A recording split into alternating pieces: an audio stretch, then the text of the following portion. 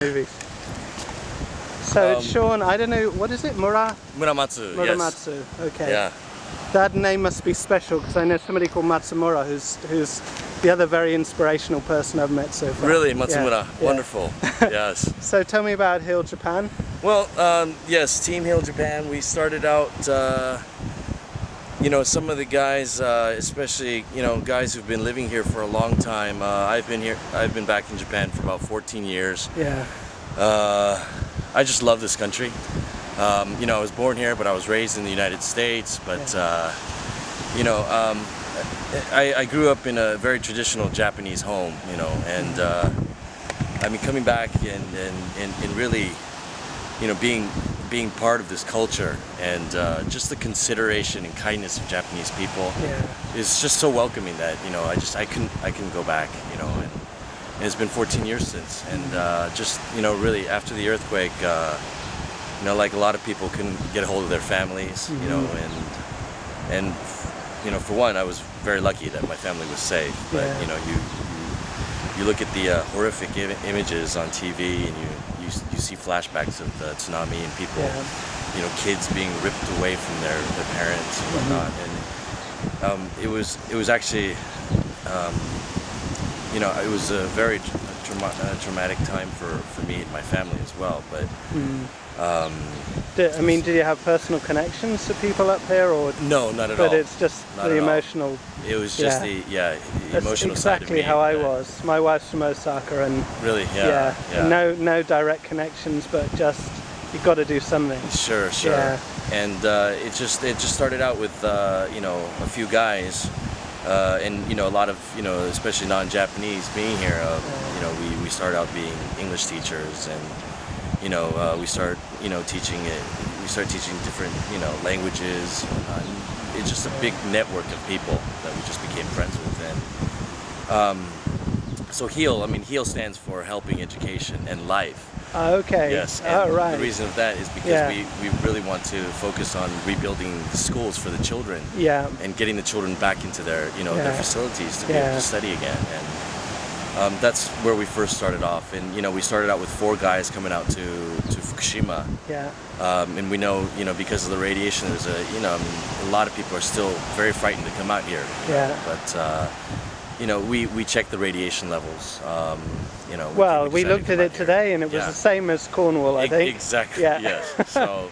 We're about 40 kilometers south. Mass media, what they create. But 4 guys, and today we look at today, and over 30 people.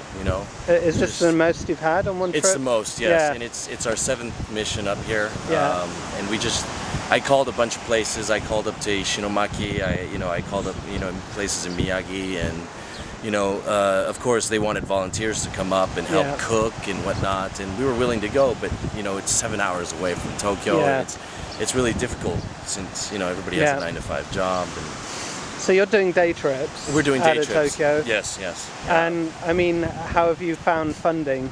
Well, we just have a lot of people, just a lot of kind and generous people that have seen our efforts until now, and we tend to say the big organizations that we can donate to, where's the money being spent? I mean, obviously we want to think that it's being spent in the right places, but we just wanted to spend but what we can. This is a classic example for me as one coach, and you got 30 people helping. Sure. Right. Yeah. So obviously we wanted to donate whatever we could, and we just decided to rent a car and come up here. And that was 4 guys. Okay. We started up a website, so much feedback. We, Facebook, all the social networking, amazing. Yeah. And friends telling friends, and I run a small production company, and a lot of people in the industry have been really, really supportive of our team. And our goal right now is by September is to get about 100 guys, 100 people, men and women, to come out and, definitely, if the numbers can grow, we can get that much more done here. But you have to pay the coach costs. Yes, for now, yes. But actually, we're actually being funded, by we're getting a grant for, obviously the toll, Yeah. to be able to cover, cost of the toll. We're still trying to negotiate with bus companies, Yeah, and yeah. the lunch that's been served today was Yeah. somebody donated the lunches for Okay. us today. So it's just been it's been so overwhelming, Yeah. the support that we've been getting. Have you had much help from overseas? Yes, actually we have. Yeah. There have been a lot of people. Yeah. Because, I think I can hear you. yeah. Go on. Yeah, we've received so many comments. People wanting to donate. Yeah. At the moment, we're just trying to set up a Okay. system where people can pay through their credit cards or their PayPal system. But right now, it's just so overwhelming what Yeah. we have at the moment. Are you? We want outreach. Have you found any local, like, organizations that you can work with, like people who are trying to set up? Sure. Well, we're working with different teams. Yeah. We work with GEARS for one, Japan earthquake, animal rescue and support, Okay. and they're out here. Their team is out in up in Miyagi, Yeah. up in the Fukushima area, and rescuing pets. Okay. Where the government's not allowing their owners to get in and Yeah. save them. Yeah. GEARS is just doing a wonderful job.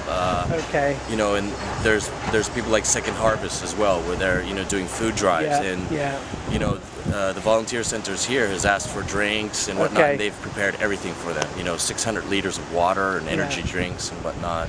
And it's just all Okay. these people getting together. So what I want to ask, because thinking beyond, I mean, because we're further away, similar position in some extent, but what I'm seeing now is that there's some well-established organizations overseas who are wanting to find locals who are setting up sustainable rebuilding projects. Have you come across anything like that where Not places you've been? at the moment. Yeah. We are actually, we're trying to put our focus on, cleaning up, Yeah. and, doing what we can to clean up first rather than Okay. rebuilding, Yeah. Because there's just, if you look around yourself, Sure. you see so much, Yeah. cleanup to do rather than rebuilding. Absolutely. And I think that's the next step here. Yeah. I don't know. I've been hearing rumors about the government controlling, the construction companies and whatnot.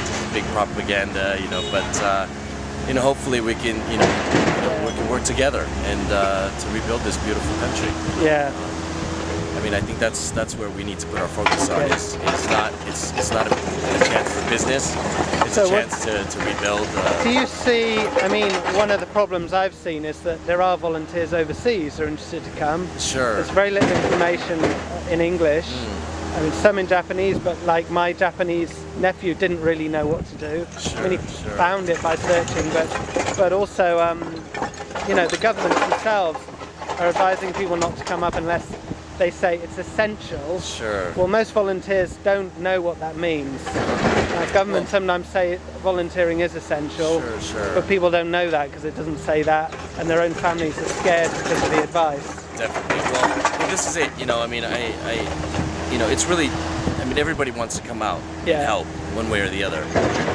Sometimes it's really difficult to, raise your hand and say that, I'll come out and help. And that's one of the reasons why we decided to start this team. Yeah. Of Japanese and non-Japanese, Yeah. people who can't speak any Japanese, who can't Yeah. speak the language. Come along with us. Help us. We have people who are bilingual. It's really not about the language. It's really about helping each other. And times like this, I think it's not really about the language. It's really about people and their hearts and Absolutely. Yeah. See what's making this noise.